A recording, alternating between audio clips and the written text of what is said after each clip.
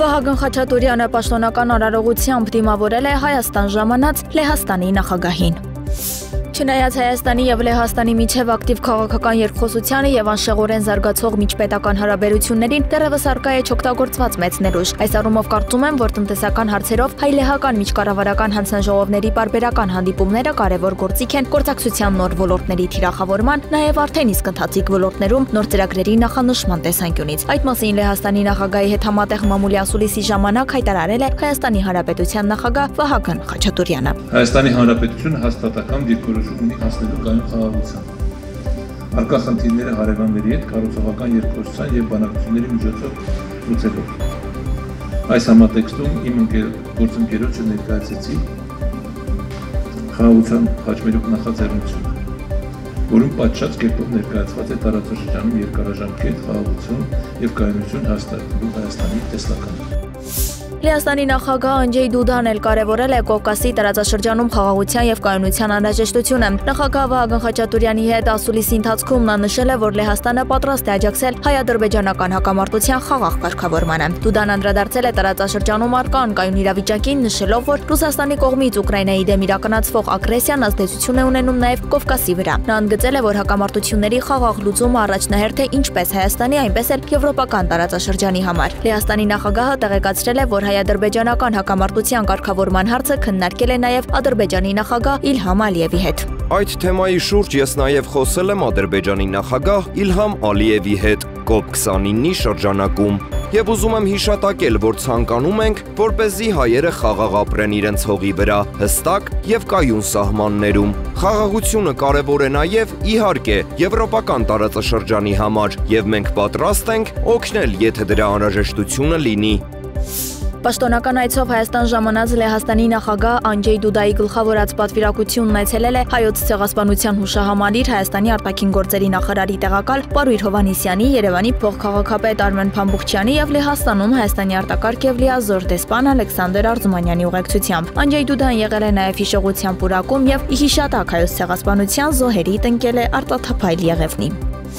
Ազգային ժողովի նախագահ Ալեն Սիմոնյանը նոյեմբերի 26-ին ընդունել է Հայաստանում Իտալիայի դեսպան Ալֆոնսո Դի Ռիզոյին, ով ավարտում է դիվանագիտական առաքելությունը մեր երկրում։ Ազգային ժողովի նախագահը բարձր է գնահատել դեսպանի աշխատանքը Հայաստանում և շնորհակալություն հայտնել հայ-իտալական հարաբերությունների զարգացման և խորացման գործում նրա անձնական ներդրման ու ջանքերի համար։ Հանդիպման ընթացքում զրուցակիցները անդրադարձել են նաև երկկողմ օրակարգին վերաբերող տարբեր հարցերի։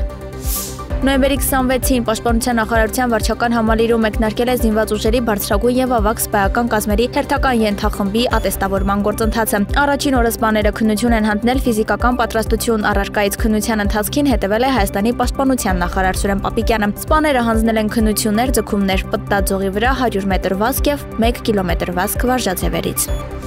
Թուրքիայի պաշտպանության նախարար Յաշար Գյուլերը պաշտպանության նախարարության 2025 թվականի բյուջեի քննարկման ժամանակ անդրադարձել է Հարավային Կովկասին։ Կցանկանայի վերստին ընդգծել, որ Ադրբեջանի և Հայաստանի միջև ստորագրվելիք համապարփակ խաղաղության պայմանագրով Կովկասում տարածաշրջանային խաղաղություն և կայունություն ձեռք կբերվի, նշել է թուրք պաշտոնյան։ Էդուարդ Հակոբյանը, որը ներկայումս ֆինանսների նախարարի տեղակալն է, կնշանակվի պետական եկամուտների կոմիտեի նախագահ։ Այդ մասին ասված է Հայաստանի վարչապետ Նիկոլ Փաշինյանի Facebook էջում։ Պաշտոնական այցով Ամերիկայի Միացյալ Նահանգներ մեկնած Երևանի քաղաքապետ Տիգրան Ավինյանը հանդիպել է Լոս Անջելեսի գործընկերոջ քաղաքապետ Քերեն Բասի հետ։ Երկկողմ գործակցության օրակարգում քաղաքապետներն առանձնացրել են տեղեկատվական տեխնոլոգիաների կիրառումը քաղաքային տնտեսության տարբեր ոլորտներում։ Կարևորելով Լոս Անջելեսի փորձն ու գրանցած հաջողությունները նշված գործընթացում քաղաքապետ Տիգրան Ավինյանը համոզմունք է հայտնել, որ այն կարող է օգտակար լինել նաև թվային վերափոխման ճանապարհով անցնող Երևանի համար։ Քաղաքապետ Քերեն Բասն իր հերթին նշել է, որ Լոս Անջելեսը կանգնած է քույր քաղաք Երևանի կողքին և պատրաստ է իր փորձն ու խելացի լուծումները փոխանցել նախաձեռնված բարեփոխումները կյանքի կոչելու համար։ Պաշտոնական հանդիպմանը հաջորդել է փոխըմբռնման հուշագրի ստորագրման հանդիսավոր արարողությունը։ Երևանի քաղաքապետարանը տեղեկացնում է, որ տոմսային համակարգի անխափան աշխատանքի ապահովման նկատառումներով այսուհետ QR տոմսերի վավերականության ժամկետը կնվազեցվի սահմանելով 7 օր։ Նաև բանկային քարտերով վճարումների իրականացման ապահովումը ավարտական փուլում է։ Այժմ իրականացվում են փորձարկման աշխատանքները, առաջիկայում կհայտարարվի ամբողջական գործարկման մասին։ Նոյեմբերի 26-ին ժամը 9-ի դրությամբ Ջերմուկի Սիսիանի տարածաշրջանում եւ Սարավանի լեռնանցքում ձյուն է տեղում։ Այս մասին հայտնում են ճանապարհային դեպարտամент հիմնադրամից։ Գորիսի Կապանի տարածաշրջանների ավտոճանապարհներին եւ Դիլիջանի ոլորաններում մառախուղ է, տեսանելիությունը 50-ից 60 մետր։ Միջպետական եւ հանրապետական նշանակության բոլոր ավտոճանապարհները բաց են։ Ճանապարհաշինարարներն ավտոճանապարհներին իրականացնում են մաքրման եւ աղավազով մշակման աշխատանքներ։ Վթարներից, պատահարներից եւ խցանումներից խուսափելու համար վարորդներին խորհուրդ է տրվում երթևեկել ձմեռային անվատողերով։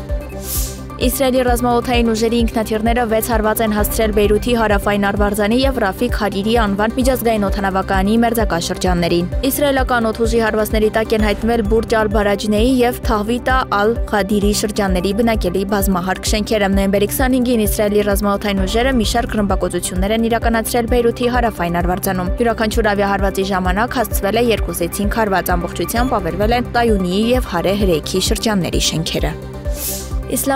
Ուկրաինական անօդաչու թռչող սարքերը հարվածել են Կալուգայում գտնվող Թայֆուն ռազմարդյունաբերական գործարանի վրա, որը ռուսական ռազմարդյունաբերական համալիրի մաս է կազմում։ Միաժամանակ հրապարակման պահին այս տեղեկատվության պաշտոնական հաստատում չի եղել։ ՀՌԴ-ը բռնկվել արդյունաբերական ձեռնարկության տարածքում, որտեղ ընկել են անօդաչու սարքի բեկորները։ Ըստ նախնական տեղեկությունների տուժածներ չկան եւ տեղում աշխատում է օպերատիվ խումբը։